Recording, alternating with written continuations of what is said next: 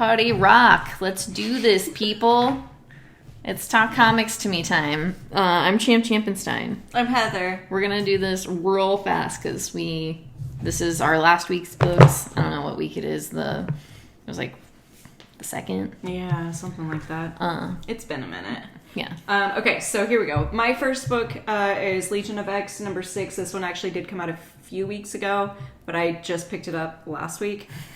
So anyway, this is David's judgment. This is his whole issue on how he gets judged, pretty much, and how while that's happening, he is giving his power to Nightcrawler, while Nightcrawler's doing all that stuff without him knowing, so that he could get through that without failing. It was good. I really liked that one. I think that was one of my favorite issues of this series. This is The Riddler, which we both technically did read this one. Yes. The Riddler, year 1. This is just a little Riddler origin story written by Paul Dano. It is the Riddler via the Batman, yes. not the Riddler. Sorry, I should have said that. Yeah, it is the Batman Riddler. Yeah, I was like, I feel like that is just at least a clear distinction. Yeah, it says, as depicted in Matt Reeves' hit movie, The Batman. Yeah, I think it was an alright book. I didn't like it because of that. I was like, I don't need this. Yeah, it was, I mean, it wasn't like a terrible book. I just don't really have any interest in it. I did just want to read this first one to see because I do adore Paul Dano, so I was like, yeah, cool. But I don't know. I don't think I'm going to continue reading it. I might read the second one off of the wall, just depending. Just seeing. Yeah. Okay, so I have Damn Them All. This is issue number 1. This is a book by Cy Spurrier and Charlie Adlard. Adlard. And then Sophie Dodgson does the colors. This is basically how I've been describing it to people. Feels like Cy Spurrier couldn't write. They were like, DC was like, no, we don't need a John Constantine book right now. Cy Spurrier was like, well, I'm gonna go fucking write one anyway. And that's this, Damn Them All. Basically, character's uncle passes away. Main character's uncle passes away. She's kind of part of like the mob, but she protects people with magic. It's a whole thing. I really liked it. You did? Yeah, okay. I really liked the book a lot. I thought it was. I think it's definitely worth a read. I had a lot of fun. Yeah. Okay. Good stuff. Top notch. All right. Now we have Detective. This is 1065. This is just continuing Ram's little story. I liked it. I'm a fan. No, go. Oh, I was going to say the other aspect of this I really liked is that they tied in the backup into the story. Yeah, okay, so I just read this today. Like, this was one of them that I needed to, like, get caught up on. And I was having a hard time remembering, like, what had happened in the last few. Mm-hmm. So when that story was brought in, I was like, wait a minute, that was part of the actual detective story. Okay. Now, I didn't know that. That makes sense. Yeah, it was the backup from the last couple times. It was the beginning of Ram's stuff. I did like it a lot. I thought it was very interesting, and I did like that they did that now that I know that that's what was going on. Because I was like, I loved how it ended, like the last 2 pages of it. I was like, I love Gordon. Love him. So yeah, it's really good. Yeah. Ram's really good at writing. Yeah, I like the flow of the story a lot. Okay, so this is Flawed. This is issue number 2. This is just oh my goodness. Oh my gosh. You got it? I think so. Okay. Of a therapist vigilante. All right. That's pretty much it. This just goes a little bit more into detail about the person that she vigilanteed in the first issue. And the effect that had on the crime underworld, essentially, the people that she's trying to take down. But then it also goes into explaining like why how she started doing what she is doing and realizing that she is not quite there. All right. So I really, really enjoyed this. I think this is a really good story. It's a lot of fun. It's brutal as hell. There's like some weird like underground stuff that's happening. That's like some Squid Game shit. Like it was. I would recommend this because it is only going to be 5 issues. Yeah. And I do know that. I did look that up. It's great. It's fantastic. Oh, God. Fantastic. And then I have Caffeinated Hearts. This is a Source Point Press little one-shot, and it's just about the things that this barista sees in her single day as a person slinging coffee. Yeah, I was like tempted to like get that for that reason. I was like, I don't want it. Yeah, I don't need that. I live that life. I did enjoy it, but I am glad it was only a one Mm-hmm. shot. The art in it was so much fun. Like the story itself was a lot of fun, but I just don't. If it was a whole series, I don't know if I could do it. Yeah. Okay, so I have variants. This is issue number 4. Jessica Jones has a bunch of different variants from other universes who were coming into her world. She also has a trigger that like is gone off by the Purple Man. I really like this issue a lot. There was Professor X was in this. Oh, okay. Because she has to kind of deep dive into her mind, and he's like kind of helping her out. But yeah, great book. I love Phil Noto's art so much. It's so good. I've been finding this story like really to be really interesting. I think it's only 5 issues, so I think the next issue is the last one. That's all I got. Very good, very good. All right, so now we both have Barbaric. This is issue number 3. This is the end of this story arc. Axe to grind. I love this book so much. Yeah, and I would say there's not much to say. It's like the art in this book is phenomenal. I love the characters a lot.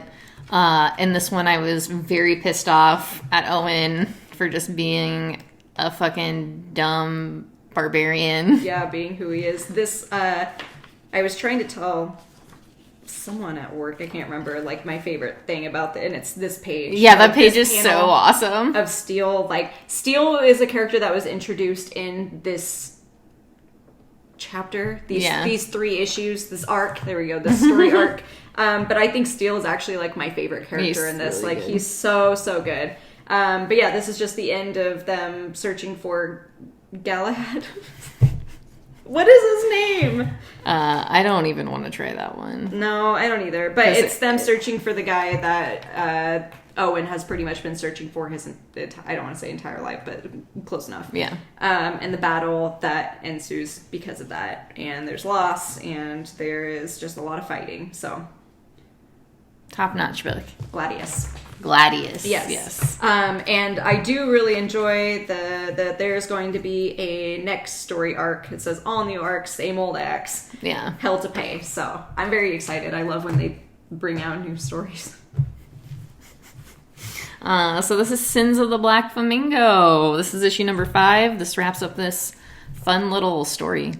There's really not much to say about this one either. It was great. I loved it. It was a lot of fun. It seems like they're probably going to be able to do more, which I liked. Yeah. Just a good little like weird supernatural sort of thing. Yeah. Okay. I was like, I did say that. Okay. It was very, very good. The art in it is just super incredible. The story was really good too. Even based off of that first issue where it was like, well, where's this going? Mm-hmm. Beautiful. Okay. I have this book called A Guardian, chapter 1. I tried reading this 3 different times. Oh no. Yeah, 3 different, and I don't know if it's like this last week has been really weird for me, so I've been having a hard time like concentrating on books. That makes sense. Yeah, and like trying to like read them completely. But this book was it is a super high fantasy, so that makes sense to me. I could not remember what it was supposed to be about when I was reading it. So going into it and having like so many words, and it's like is a lot. It's small and it's like, yeah. So I can't really tell you about this book right now. I loved the art for it though. Really nice. I flipped through it. The colors were really good. The story seemed interesting from what I could like. Those blues. Yeah, so I am going to try again because this is a book that I did add to my poll rather than special order the first one because it's a Source Point Press. And so I was like, it's only going to be 3 issues most likely. But yes, I will try to read this again because, again, like flipping through it, I was like, well, the art just is so good. And I feel like the story should be good. I was having a very hard time with those like first few pages. So I'll try it again, I swear. Hold up. Yep, sorry. I have Wild Cards. This is issue number 4. Wild Cards. That's all. Is that the last one? I think there's one more. One more? Yeah. Okay. And there's, really nothing to say about that and that you haven't already said. Yeah, I'm going to say, it's Wild Cards. It's Wild Cards. It's Wild Cards, baby. Check out George R. R. Martin's Wild Cards if you'd like. Okay. That'll be a good little reference for you. Okay, so then the next two are books that we both technically have / read, but I only have the copies right now. So this is Love Sick. This is issue number 1. This is just about a dominatrix who operates through the dark web. Yeah. Basically, yeah. Smut. Yeah. Incels. Yeah. I don't know about this book. I didn't hate it. I was intrigued, but I also was like, I don't want to read any more of this. Like, I don't want to buy this. Yeah, so, okay, I am very much on the same page as you. I got this because I was like, all of that seems like right up my alley. Like, I'm very much into that idea. And I do know from previous books that I love the art. Yeah. I know I love that. But I was also very let down by Bolero. Yeah. So I was very on the fence about this one, but I got it, and yeah, it was all right. I'm going to read the second one because I'm curious, and I like the fact that the whole story was based off of just this one piece of art that this person did like several years ago. So I was like, you can base a whole story off of that. Sick. So yeah, I am going to read it, but I don't know. Yeah. It's just kind of a whatever story. Yeah. And then this one is Nightfall double feature is what it is, right? Yeah. Featuring The Cemeterians and Denizen. It has 2 stories in it. It's horror's finest. Yeah, I would say it's a really great book. There's a lot there. There's a lot story. The first little story is really dense. I don't even know how to explain it. I feel like you should just read it. Yeah, because we read it online, the preview or whatever, and I ended up getting this because I could not comprehend what was happening in that first one just because there was so much to read and it was so dense. So I just haven't had a chance to go back and read it again, but I will, and we will discuss it. Yeah, and I was like, and then the second story is kind of just about a family that's like on vacation and they're in the middle of nowhere. So, that sort of stuff. But I really like this. I would definitely suggest getting it because it's fucking huge too. Yeah, and I do like the way that it is set up. Like, it's actually set up like a drive-in. Yeah. Like, it's got the intermission, and I just thought that was a very really cool thing. And, like, the pages feel good. Like, I just think the price you're paying for it, $7.99, is a bit steep, but it is worth it because of how dense the stories are. Yeah. You're getting a lot there. Yes. This is Stuff of Nightmares. This is issue number 2. This is an R.L. Stine book, kind of a la Creepshow. And this one's it's a continuance of that story. It's just Frankenstein, kind of. Yeah, it's just a group of scientists who are trying to create critters, and they get caught. Yeah. They get caught. Yeah. Okay, so now we have Creepshow. This is issue number 2. If you know Creepshow, it's just 2 little stories, 2 little horror stories. I like the second story a lot.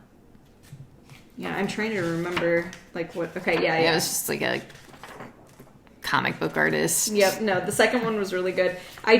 The first one, too, was also really entertaining. It's called the Gorgomora Tree, which I thought was really funny.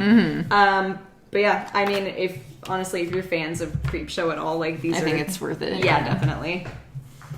Okay, so now we have Blink. This is issue number 4. The story is really, really good. I will say this particular issue, or the last couple issues, there's a lot going on. Like, this was a very, like, intense read that I was not necessarily prepared for it. Yeah, I had to read this one very slow because it is one of those, there's a lot of information, and if you miss anything, then it kind of just, like, takes you out of it and is hard to understand exactly what is happening. Yeah. This is another book that is very dense, but in a very good way. Because it's an incredible story, but it's a lot. And there is one issue left before the series is done, so I think if you are ready for the challenge, it's definitely worth reading.